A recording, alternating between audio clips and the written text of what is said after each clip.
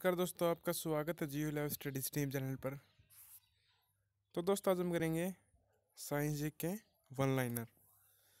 तो स्टार्ट करने से पहले बता दूं कि यार एक भी सब्सक्राइबर नहीं है तो सब्सक्राइब तो करो यार एक बार। तो कुछ मैं मेहनत कर रहा हूँ, थोड़ी बहुत आप भी करो, ठीक है। तो चलिए शुरू करते हैं। पहला प्रश्न है, सोडियम और पोटासियम जो बहुत ही अभिक्रियाशील धातु हैं, कहाँ रखी जाती हैं? मिट्टी के तेल में रखी जाती हैं। धमनियों का क्या कार्य है? ये ऑक्सीजनेटेड रक्त को हृदय से शरीर के विभिन्न हिस्सों में पहुंचाती है, ठीक है। अगला क्वेश्चन है, ठंडी हवा जो भूमि से समुद्र की ओर चलती है क्या कहलाती है? तो कहलाती है थल समीर। कौन से ग्रह पूर्व से पश्चिम की ओर परिक्रमा करते हैं? तो शुक्र और अरुण करते हैं, ठीक है। ये क्लॉकवाइज करते हैं और जो बाकी और ग्रह हैं वो एंटी क्लॉकवाइज परिक्रमा करते हैं हमारी। एक बल्ब में एक पतला तार होता है जो जलता है और उसमें धारा का प्रभाव होता है, क्या कहलाता है? फिलामेंट कहलाता है। और जो हमारे बल्ब में फिलामेंट होता है वो क्या कौन सी धातु होता है? वो टंगस्टन का होता है, ठीक है। और रेजिस्टेंस होता है उसका। वह लघुत्तम समय अंतराल जिसे सामान्य रूप से उपलब्ध घड़ियों से मापा जाता है, तो ये सेकंड है, ठीक है। अगला क्वेश्चन है, 6 से 8 साल की उम्र के बच्चों में जो दांत गिरते हैं उन्हें क्या कहते हैं? तो उन्हें दूध के दांत कहते हैं। और ये लगभग 20 दांत पाए जाते हैं दूध की, ठीक है। तो छोटी उम्र में 20 दांत ही उगते हैं दूध के, और जो बड़े हो जाते हैं तब ये 32 हो जाते हैं, ठीक है। और जो इनसीजर होते हैं पहले आगे के दो, फिर होते हैं कैनाइन, फिर मोलर और फिर पेरीमोलर होते हैं, ठीक है। और जो दांतों को मजबूत बनाने के लिए जो विटामिन या प्रोटीन होता है वो होता है एनेमल, ठीक है।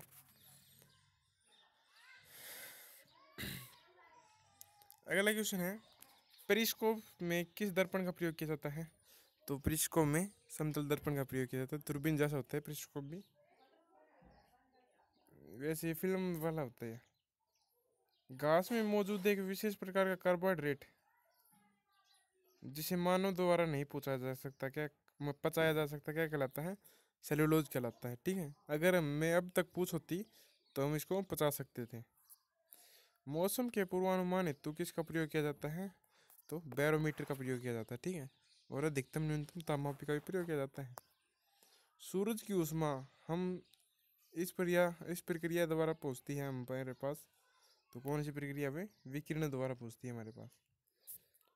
पुलों और गाड़ियों के निर्माण में इस्तेमाल किए जाने वाले लोहे को मजबूती देने के लिए जिंक की कोटिंग की जाती है, क्योंकि इस पे जंग नहीं लगता, ठीक है। गैल्वेनाइजेशन करण हो जाता है इसका, ठीक है। टॉर्च में किस पदार्थ का उपयोग होता है, किस दर्पण का प्रयोग होता है? तो ये होता है अवतल दर्पण का। और ज्वलनशील पदार्थ बड़ी शीघ्रता से ही आग पकड़ते हैं क्योंकि इनका इग्निशन टेम्परेचर बहुत ही लो होता है, ठीक है। देखिए आप अगर किसी बहुत ही पेड़ को जलाओगे एक सीख से, लेकिन वो नहीं जलेगा क्योंकि उसका इग्निशन टेम्परेचर हाई है, ज्वलन ताप ज़्यादा है उसका। लेकिन आप एक कागज़ को जलाओगे तो वो जल जाएगा क्योंकि उसका इग्निशन टेम्परेचर लो है। अब आता है 15वां क्वेश्चन, जब मृदा में बालू के बड़े बड़े कणों का अनुपात ज़्यादा होता है तो क्या कहलाती है? वो ब्लूई मृदा कहती है, ठीक है। और WWTP की फॉर्म क्या है? वेस्ट वाटर ट्रीटमेंट प्लांट, ठीक है। तो इसमें जो वेस्टेड वाटर है उसको फिर से ट्रीट करके दोबारा से पीने योग्य बनाया जाता है।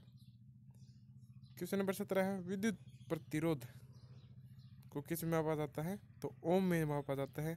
अगर आ जाए परिचालकता किस में मापी जाती है? चालकता आ जाए तो मोह, ठीक है। ओम मोह, ठीक है। चालकता उल्टा हो जाएगा मोह। 18, विशिष्ट सूक्ष्म जीवों का उपयोग करके बनाए गए दवा जिसे अलग अलग रोगों का उपचार किया जाता है उसे क्या कहते हैं? तो उसे एंटीबायोटिक कहते हैं। भूजल का पुनर्भरण किस प्रक्रिया द्वारा होता है? इनफिल्ट्रेशन द्वारा इसका पुनर्भरण होता है। लाइकेन इनके बीच सहजीवी संबंध होता है शैवाल और कवक का। किस प्रक्रिया द्वारा लोहे की रॉड के गर्म सिरे से ठंडे सिरे की ओर ऊष्मा का संचरण होता है? तो ये कंडक्शन उस द्वारा होता है, प्रक्रिया द्वारा, चालन प्रक्रिया द्वारा। क्वेश्चन नंबर 22 है, कवक और बैक्टीरिया जैसे जीवों का प्रयोग खरपतवारों को नष्ट करने के लिए किया जाता है। ऐसे जैविक घटक क्या कहलाते हैं? तो ये कहलाते हैं बायोवीडियोसाइट्स। अगला क्वेश्चन है, लकड़ी कागज जैसे ठोस ईंधनों के दहन से उत्पन्न आग को बुझाने के लिए इस्तेमाल करने वाला सामान्य अग्निशामक कौन सा है? तो यह है जल अग्निशामक। अगर हम जो गैस से जो आग बुझाते हैं तो उसमें कौन सी गैस होती है? उसमें CO2 होती है, ठीक है। अगर पाउडर का यूज करेंगे हम तो सोडियम कार्बोनेट या बाइकार्बोनेट का यूज होगा, क्योंकि उसको आग पे गिरते ही CO2 गैस अपने आप उत्पन्न हो जाती है, ठीक है। क्वेश्चन नंबर 24 है, वे प्रतिबिंब जिन्हें पर्दे पर प्राप्त किया जा सकता है उन्हें क्या कहते हैं? वास्तविक प्रतिबिंब कहते हैं, ठीक है। कॉपर सल्फेट के विलयन में बिजली का वाहक होता है आयन।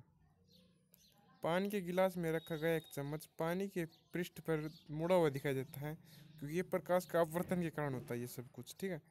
किस जीव में परिसंचरण तंत्र नहीं होता? तो ये हाइड्रा में नहीं होता। स्मोक किसका मिश्रित है? धुआं और कोहरे का।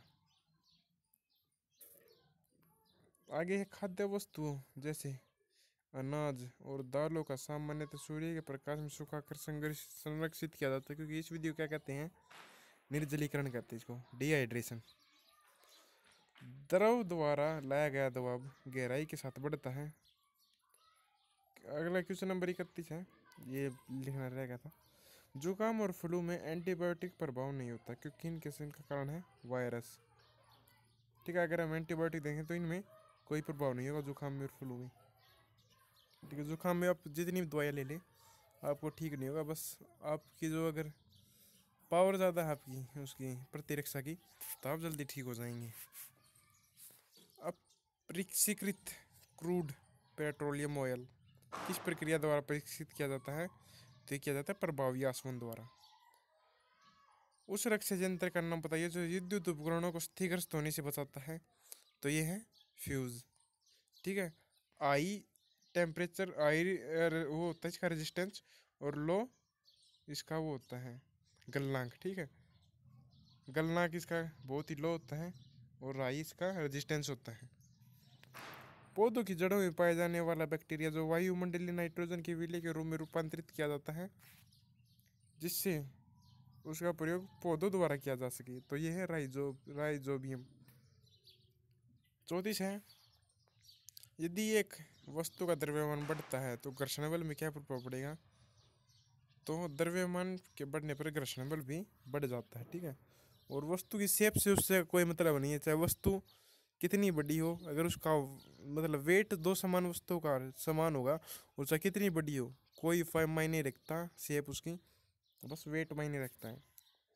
मासिक धर्म में ग्रसित लड़कियों को इससे भरपूर भोजन की खाने की आवश्यकता होती है, लोहे की और कैल्शियम की, क्योंकि अगर मासिक धर्म में लोग लड़कियों में तो किसकी कमी होती है? लोहे की और कैल्शियम की कमी होती है, ठीक है।